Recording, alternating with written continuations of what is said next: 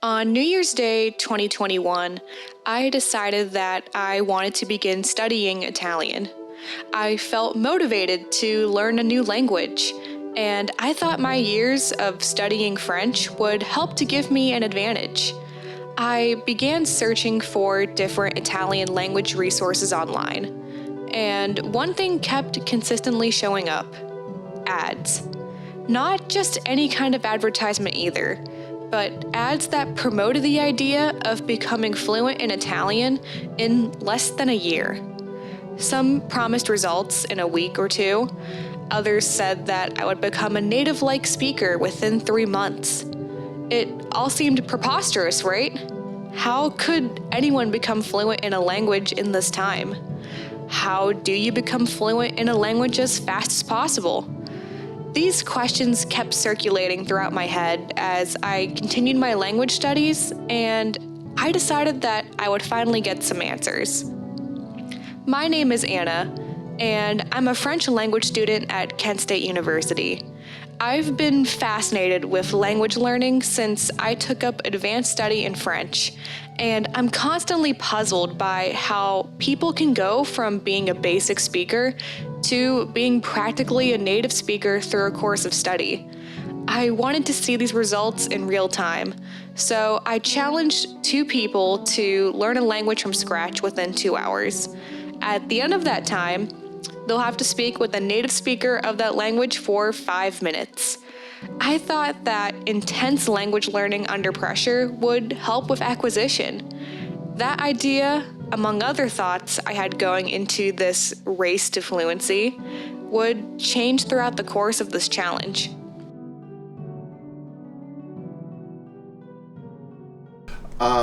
My name is Scott Sikora, born and raised in Youngstown, Ohio. Graduated from Poland Seminary High School in 1990, and I graduated from Youngstown State University 3 times, so I don't really know the dates that well. Okay, my name is Darcy McTighe. I am from and was born in Poland, Ohio. Still currently living there. I graduated from Poland Seminary High School in 2020, and I'm a current 3rd-year student at Youngstown State University. I am majoring in history and anthropology with a art history minor. Do you have any background with learning foreign languages? Yes. With Poland, we were required to take 4 years of a foreign language to graduate. Most of the time it's like the 3-year thing, and then like you could do 2 or 2. I took 4 years of Spanish, and then I did a semester of Spanish, so that would be 4.5 years of Spanish.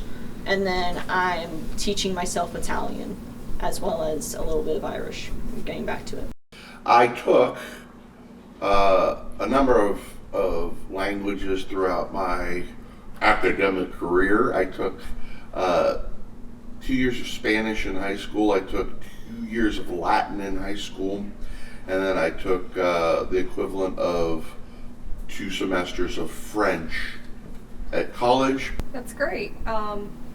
Do you think that for this challenge that's coming up, like how do you think you're going to do studying a language as fast as possible? I think it's really fun, but I'm kind of strange that way. However, if I'm going to be completely honest, I think it's a little daunting. One, because I'm old, and I know that I'm already past that critical peak where the elasticity of my brain is kind of... So, I mean, I know that I'm still capable of learning, but it's slower process for me. So for studying a language, how I usually approach it is most of the time words specifically like verbs would have stem changers and all that. I was hoping to probably go with that and then go from there, but of course since it's 2 hours of trying to study a language, it's mostly just going to be the basics of greetings and then a few present tense to work on. So are you ready to find out what language you're going to be learning? Yeah. All right, you're going to be learning Korean. Okay. All right, the language you're going to be learning is Russian. Oh, da, comrade. All right, well, feel free to get started. So for studying a language, how I usually approach it is most of the time words specifically like verbs would have stem changers and all that. I was hoping to probably go with that and then go from there, but of course since it's 2 hours of trying to study a language, it's mostly just going to be the basics of greetings and then a few present tense to work on.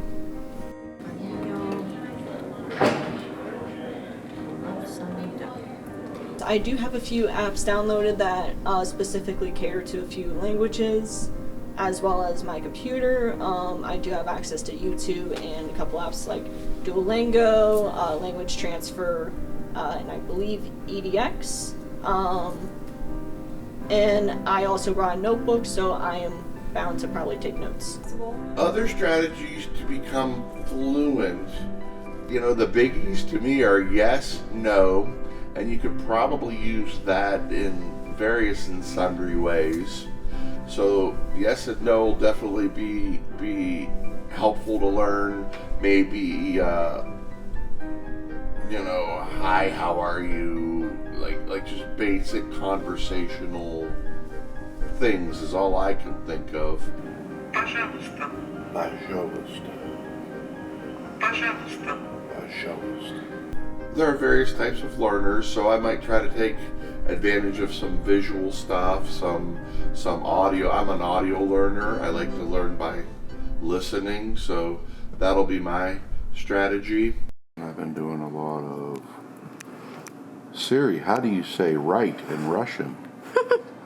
My name is Jennifer Bainey, and I'm an associate professor at Youngstown State University, and I teach Italian and second language acquisition, linguistics, TESOL.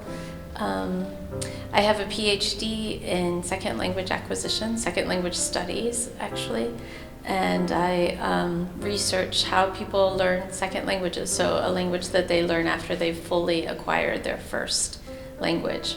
My number one tip, and this is hard in the age of COVID, is to move into the target language community. I think that's the quickest, easiest, most enjoyable, most culturally informative way to learn a language. But I realize that's not possible for many people to do. So if not, I would say to use all of the ways that we have to communicate with people in the target language community, or try and recreate it as much as possible, the immersive experience right here. So I think motivation is key. That can make all the difference. So. My expectations going into this challenge were admittedly a little optimistic.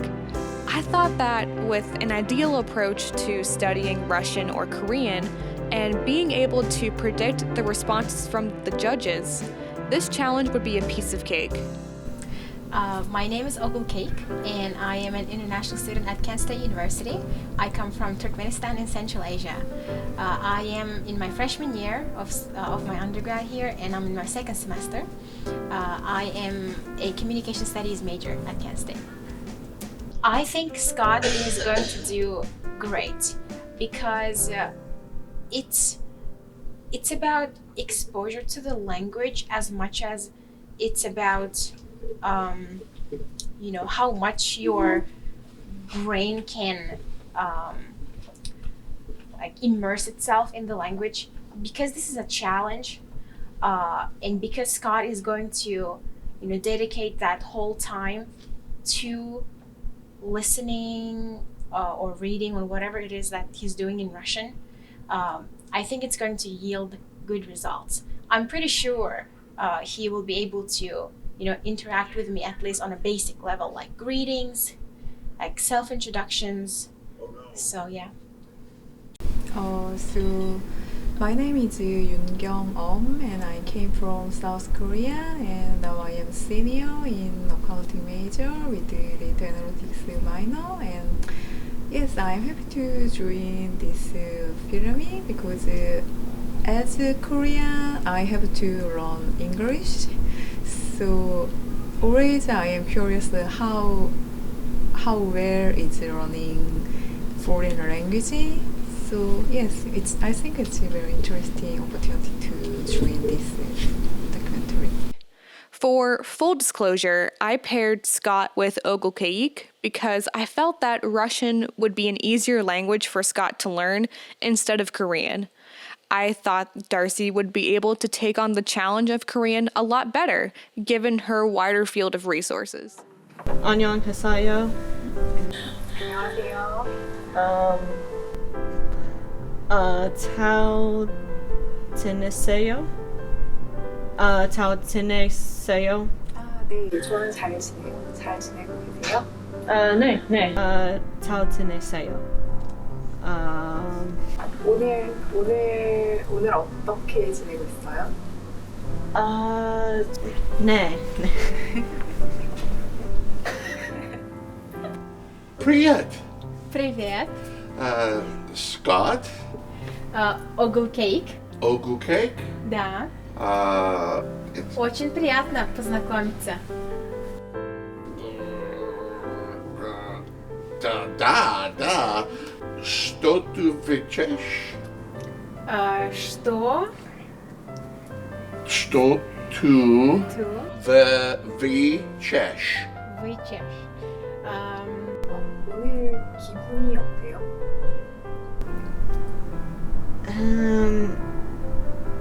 아니요. 한국어 공부는 재미있었나요? 네.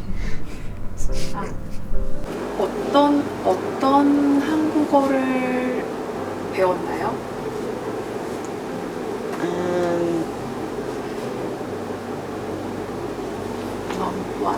What do you learn Korean word for 2 hours?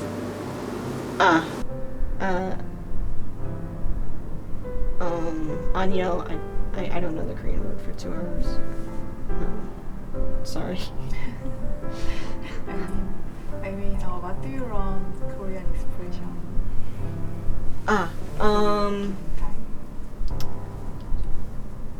안녕하세요.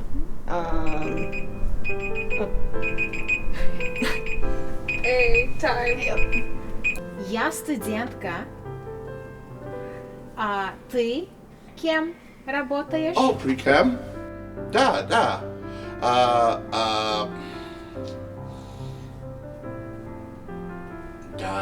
Как дела? Как дела, Скотт? Яхлаба? Как дела? Oh, trade vata. Как дела? Хорошо, неплохо, нормально. Dobrze, mostly dobrze.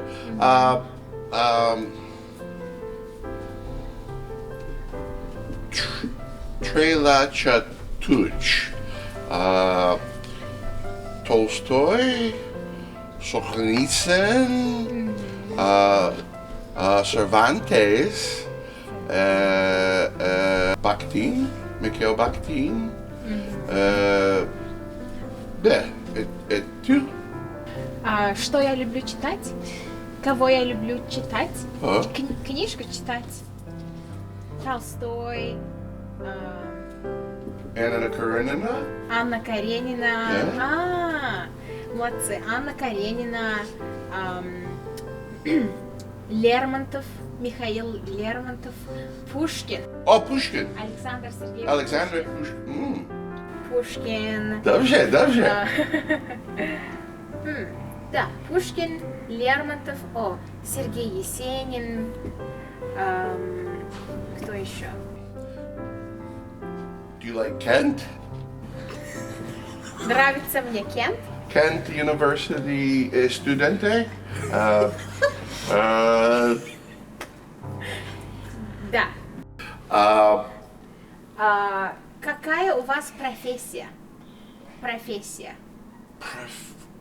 Вы учитель, Профессор, See, доктор, yeah, da. профессор. Eh, Профессор английского. Учитель. English professor. Профессор английского языка. Школа. Хорошо, хорошо. Eh, Профессор английского. Учитель, может быть, учитель. Школа, да? Школа. Школа. Шкоla. Yeah. Okay. Yeah. Hi. Школа. Хорошо. Pravina. Okay. All right, so you just spoke with Yoon in Korean for 5 minutes. How do you think the whole conversation went? So when I was speaking, I only was trying to get like the basics of phrasing and everything, but I was trying to do something a bit more challenging of like trying to figure out like what she likes and like her favorite activities. But of course, like with time constraints, it would not only like mess with like what I already know, but also like what I was trying to figure out what she was trying to say and how to form a response.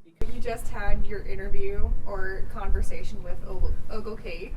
How do you think that went? Better than I thought that it would go. I really emphasized stock phrases, some conversational phrases. There wasn't a ton to go off of. Do you think you would have done anything differently when it came to sitting down to study the language for 2 hours? Yeah, well, no, because there was no way to prep. I did not know what language I would be given ahead of time. So, for example, to get, say, a Russian to English dictionary ahead of time wasn't really an option. So the strategy I used was using a language platform site. I think it was Booster, I think it was called. That essentially like would walk you through like using different characters and like the different forms of like hello and then like how you doing, it's nice to meet you. I know I dabbled in a little bit of Duolingo, but that mainly focused on the alphabets, but since because of my time constraint, I needed to try and get more than just the alphabets because I needed to at least get words so I can say something to Yoon. Probably something that I probably could have done was also look up like how to say words through Korean on like YouTube. Do you think that your conversation with Ogle Cake, did it change your opinions in any way on language learning or how you define fluency? In that you said that you heard that the critical peak is largely a myth. I've always heard that once a student reaches puberty, the elasticity of their brain becomes more concrete and it becomes more difficult, not impossible, just more difficult to say, learn a language. Do you think that when it comes to becoming fluent in a language as fast as possible, do you think 2 hours is enough to consider yourself getting close to fluency? Or do you feel like you're not even at a basic level yet? No, honestly, like just with the 2 hours by itself, it's not enough. Like as I expressed, I was only able to retain like three or four phrases. Like just that by itself, that's not going to be enough. There are multiple different ways of rating fluency. Since I also teach second language acquisition as well as foreign language teaching methods, I deal a lot with the ACTFL scale. Our students have to reach a particular level of proficiency, advanced low, preferably advanced low, before they student teach. And so I'm very involved with ACTFL and with the ACTFL scale. I'm very familiar with what advanced low is. I've done rating for ACTFL in the past. ACTFL stands for the American Council on the Teaching of Foreign Languages. The ACTFL proficiency test and oral proficiency interviews are used to test language learners on a scale from novice to distinguished. Do you feel like you'll continue learning Russian into the future, or are you done? I wouldn't mind learning Russian to read, some some famous Russian authors. No, I definitely would like to continue studying Korean. Overall, I was pleasantly surprised with the results of this challenge. I thought it was interesting in Scott's conversation that he pivoted to talking about Russian literature in order to keep the conversation flowing in a subject that he knew a lot about. It seemed like Darcy was able to understand a lot of what Yoon was conveying to her, but she struggled with formulating a response. Most of all, I was surprised with how much Scott and Darcy learned within 2 hours. It doesn't look like much, but being able to engage with someone in another language after only 2 hours is a remarkable achievement. Using translation applications may be faster in real-time conversations, but going the extra mile to study the language of the other person you're speaking to can have an impact on the relationship forged from a conversation. Looking back on this challenge, those advertisements that promised fluency in a week are completely bogus. Perhaps with full-time immersion, it may be possible in 3 months. My perception of language fluency was changed through this challenge for the better. I feel motivated to tackle harder content in Italian to hopefully one day get the language to the level of my French skills. I hope that this challenge provided valuable insight into language study and what it means to become fluent in a foreign language. Maybe next New Year's, one of us will start another race to fluency, and only time will tell how far we're willing to go.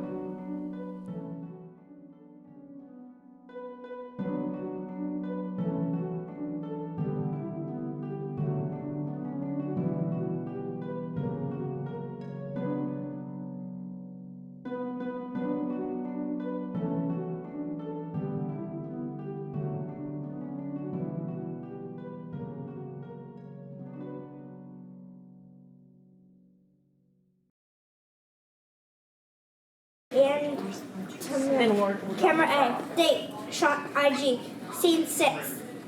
Action!